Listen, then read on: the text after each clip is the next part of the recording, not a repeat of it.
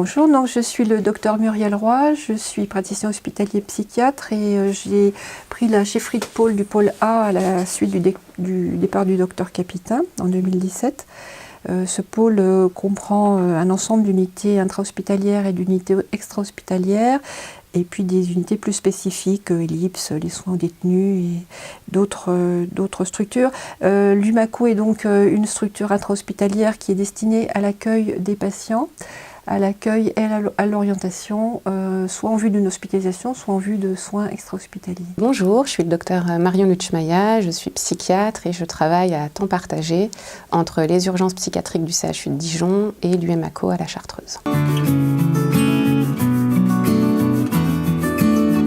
L'UMACO donc a été créé il y a plus de 20 ans et ses missions sont l'accueil, l'orientation et l'hospitalisation du patient en fonction de sa pathologie ou de son adhésion aux soins, en apportant les meilleures conditions d'accueil puisque le patient est reçu par un infirmier, puis un psychiatre ou un interne la nuit et aussi, s'il y a hospitalisation, par un somaticien.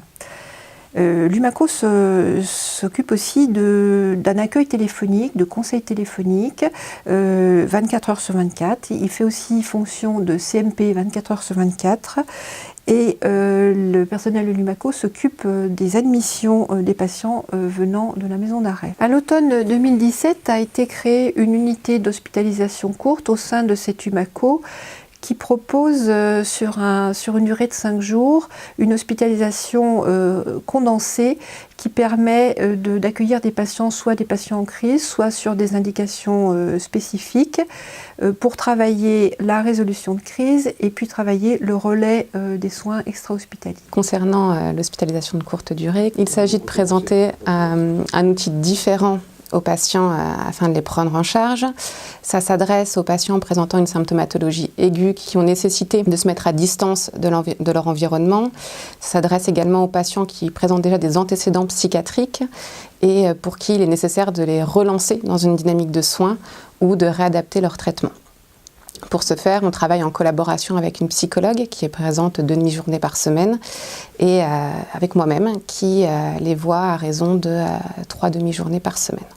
On essaye d'avoir une prise en charge la plus étayante possible et d'organiser au mieux le retour à domicile, étant donné qu'on a une prise en charge courte, l'objectif étant que derrière on puisse avoir une poursuite des soins de façon rapprochée. Il arrive parfois qu'au cours de la prise en charge, on se rende compte que le patient présente des symptômes qui nécessitent un temps d'hospitalisation plus long que ce qui avait été perçu à l'arrivée. Et à ce moment-là, évidemment, le patient ne rentre pas à domicile, il est transféré dans un service afin de pouvoir poursuivre ses soins dans le cadre hospitalier. Dans un premier temps, l'UMACO va déménager. Les travaux sont actuellement en cours, le déménagement est prévu pour octobre 2019. Ça va permettre en fait, avec cette nouvelle structure, d'avoir des ailes du bâtiment différentes pour les patients qui relèvent de l'accueil, qui se présentent d'eux-mêmes ou qui sont en attente de transfert dans les services, et les patients qui relèvent de l'hospitalisation courte. Ça, c'était un point qui était important pour nous, de pouvoir un petit peu comme ça séparer ces deux populations, parce qu'on n'est pas toujours face aux mêmes symptomatologies, aux mêmes pathologies. Donc ça va pouvoir nous permettre d'optimiser notre prise en charge et de la faire dans de meilleures conditions.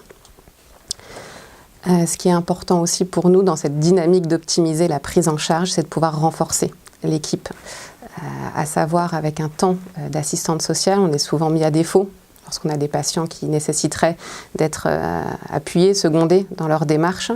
Et puis également renforcer au niveau infirmier pour permettre d'avoir des temps d'entretien infirmier et que ça ne repose plus seulement sur le psychiatre et sur la psychologue. On pourrait vraiment optimiser cette prise en charge. Afin d'améliorer la continuité des soins pour les patients accueillis soit en hospitalisation courte, soit en orientation, nous souhaiterions avoir des médecins attitrés sur cette unité et ne plus fonctionner en permanence avec un turnover de médecins assez important. D'autre part, quant à l'hospitalisation courte, nous souhaiterions aussi que cette unité travaille plus en lien avec l'équipe mobile et les infirmiers de coordination, puisque notre but est de prévoir les soins extra-hospitaliers et aussi de réduire les hospitalisations.